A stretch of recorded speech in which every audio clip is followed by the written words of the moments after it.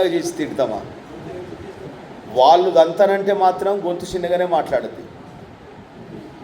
వాళ్ళు ఏం చేయలేరంటే మాత్రం గొంతు లాస్ట్గా లేచి గట్టిగా వాయిస్ ఇస్తాం కదా. ఇంట్లో ఉన్న వాళ్ళు ఎప్పుడన్నా ఏదన్నా మాట అన్నాడుకో, నిన్ను ఎత్తుకపోతారా అంటాడు. ఏమన్నామంటే నేనేమన్నా ఏమనలేదంట. ఎందుకు? ఈపు బలుగుతుంది కాబట్టి. హలో కదా. అదే ముసలోళ్ళ మీదకి లేచినప్పుడు ఎట్లా మాట్లాడతారు? ముసలోళ్ళ మీదకి లేచినప్పుడు ఎట్లుంటుంది కథ? అప్పుడు ఎట్లా చేసినావు అప్పటి అన్నుకు దుబ్బేయడు, గట్టిగా వాయిస్ చేస్తూ ఉంటారు. మరి ఈ రెండింటి మధ్య దేవుని దగ్గర ఎట్లా చేయాలి? ఎలిషా నాన్న ప్రార్థన చేస్తున్నాడు. ప్రతిష్ట ఎలిషా నాన్న ఎట్లా చేస్తాను ప్రార్థన?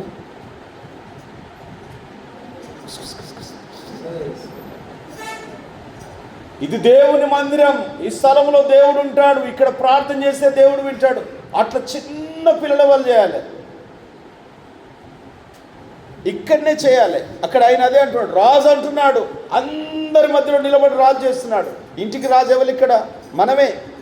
దేవుని సన్నిధిలో మన బాధలు, మన కష్టాలన్నీ చెప్పడానికి నోరెత్తి చెప్పడం మొదలు పెట్టాలి. అక్కడ యోషపాతు చేస్తున్నప్పుడు యహజీయేలు అనే అతని మీదికి దేవుని ఆత్మ వచ్చింది. చౌదమ్మల 14 వచనం 15 వచనం. యూదా వారులారా, యెరూషలేము కాపురస్తులారా, యెహోషాపాతు రాజా, మీరందరూ ఆలకించుడి. యెహోవా సెలవిచ్చినదేమనగా, ఈ గొప్ప సైన్యమునకు మీరు భయపడకుడి, చెడియకుడి. ఈ యుద్ధము మీరు కాదు, దేవుడే జరిగించును. చప్పట్లు కొడదాం దేవుని స్తోత్రం. హల్లెలూయా. చప్పట్లు కూడా గట్టిగా కొట్టాలి. హల్లెలూయా. మంచిది మంచిది. హల్లెలూయా. పూర్ణ బలం, పూర్ణ శక్తి, పూర్ణ వివేకం, పూర్ణ ఆత్మ అంటే ఏంటో తెలుసా? నీకెంతుందో అంత, నీకెంతుందో అంత. ఇక్కడ వాళ్ళందరూ కలిసి ప్రార్థన చేసినప్పుడు దేవుడు ఆలకించి ఒక్కరి మీదికి దేవుని ఆత్మ దిగొచ్చింది. ఆ ఒక్కరి మీదికి దేవుని ఆత్మ దిగొచ్చి ఆయన మాట్లాడుతున్న మాట, యూదా ప్రజలారా, ఓ యెహోషాపాతు రాజా, మీరు భయపడొద్దు, మీరు చెడియొద్దు. ఎందుకంటే ఇగో దేవుడు మీ పక్షాన యుద్ధం చేయబోతున్నాడు. ఏం చేయబోతున్నాడు దేవుడు? బాబు అరే నాన్న ఇక్కడ కూర్చో, ఇక్కడ రా నాన్న, ఇక్కడ రా. సెట్ చేయాలి బిడ్డ వాళ్ళను, వాక్యం నేర్చుకోవాలి. అమ్మ ఉందా ఫ్రెండ్? ఏమంటున్నాడు? దేవుడే మీ పక్షంలో యుద్ధము చేస్తాడు, దేవుడు మీ పక్షాన యుద్ధం చేయబోతున్నాడు. కొంచెం ముందుకు రండి అన్న, సెట్ చేయాలి. దేవుడు ఏం చేయబోతున్నాడట? మీ పక్షమున యుద్ధము చేయబోతున్నాడు. దేవుడు యుద్ధం మన పక్షాన చేయబోతున్నాడట. అందరికి అర్థమవుతున్నాడా? ఎవరెవరి పక్షాన యుద్ధం చేస్తుండ్రా? అయిపోయింది టైం. ప్రతిష్ట ఎవరెవరి పక్షాన యుద్ధం చేయబోతున్నారు? ఎవరు మాట్లాడతలేరు కదా. దేవుడు మన పక్షాన యుద్ధం చేయబోతున్నాడని యూదా రాజైన యెహోషాపాతుతో దేవుడు మాట్లాడుతున్నాడు. ఎవరి ద్వారా మాట్లాడుతున్నాడు? ఎవరు అతని పేరు?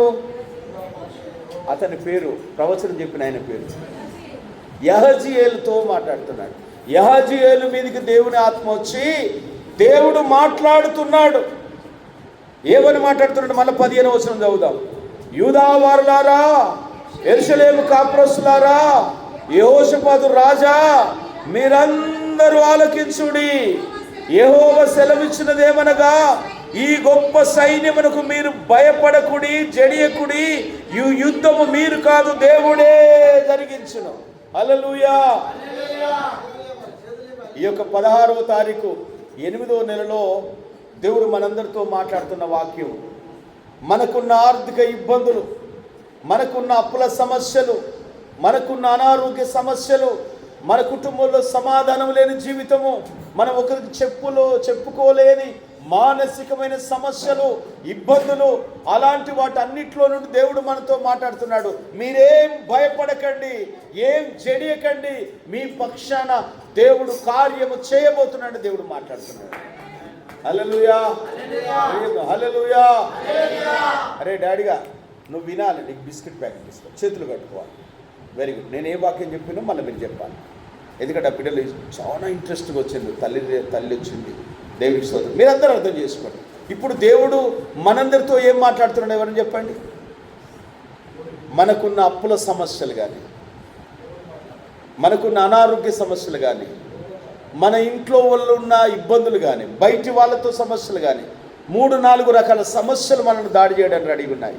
ఇప్పుడు మనం బయట చెప్పుకుంటే ఎవరు తీర్చలేరు మన బాధలు, ఎవరు మనకున్న అప్పులను తీర్చలేరు. అప్పుల సమస్య పక్కకు పెడితే ఇంట్లో పిల్లల పరిస్థితి, కుటుంబ పరిస్థితి కూడా బాగలేదు. సరే, ఇంట్లో కుటుంబ పరిస్థితి పక్కకు పెడితే ఒంట్లో ఆరోగ్యం కూడా సహకరించట్లేదు. దేవుడు మాట్లాడుతున్నాడు, మీరు భయపడొద్దు, మీరు జడియొద్దు. ఎందుకంటే దేవుడు మీ పక్షాన బయటి వారితోనూ, మీ ఇంట్లో వాళ్ళతోనూ, నీ ఒంట్లో ఉన్న వ్యాధితోనూ దేవుడు యుద్ధం చేయబోతున్నాడు అంటున్నాడు. సభలు కూడా తెలుసుకోవచ్చు. దేవుడు మీ పక్షాన యుద్ధం చేయబోతున్నాడు. ఓ యెహోషాపాతు రాజా, నువ్వు ఆలకించి విను అనగానే యెహోషాపాతు రాజు సాష్టాంగపడి నమస్కరించి దేవుని సన్నిధిలో ప్రార్థన చేస్తున్నాడు. అయ్యా, నువ్వు మాట్లాడినందుకు వందనాలు.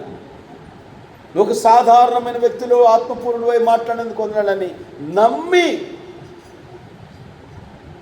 ఆ యెహోషాపాతు లేచి అంటున్నాడు, అయ్యా మేము ఎట్లా యుద్ధానికి పోవాలి దేవుని అడుగుతున్నప్పుడు దేవుడు కొన్ని మాటలు చెప్పాడు. సుధమ 17వ వచనం, ఈ యుద్ధములో మీరు పోట్లాడవలసిన నిమిత్తము లేదు. ఇప్పుడు మీకున్న రోగాలు, మీకున్న అప్పులు, మీకున్న ఆర్థిక ఇబ్బందులు, మీకున్న ఎదుటి వారితో ఉన్న గొడవల విషయంలో మీరు పోయి మీరేం చేయనవసరం లేదు. మీరేం చెయ్యాలంటే అని దేవుడు క్రమంగా వారికి నేర్పిస్తున్నాడు. ఏం చేయాలంటారా దివ్య? ఏం చేయాలంటారా? ఈ యుద్ధంలో మీరు పోట్లాడవలసిన నిమిత్తము లేదు. యూదా వారులారా, యెరూషలేము వారులారా, మీరు యుద్ధ భక్తులుగా తీర్చబడి నిలబడుడి.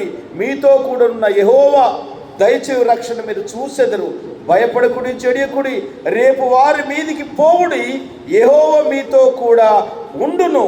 అప్పుడు యెహోషాపాతు సాష్టాంగ నమస్కారం చేసి యూదావారులు, యెరూషలేము కాపురస్తులను యెహోవా సన్నిధిని సాగిలపడి నమస్కరించి, కహాతీయుల సంతతి వారును, కోరాహీయుల సంతతి వారును, లేవీయుల నిలబడి గొప్ప శబ్దంతో ఇశ్రాయేలు దేవుడైన యెహోవా స్తుతించిరి.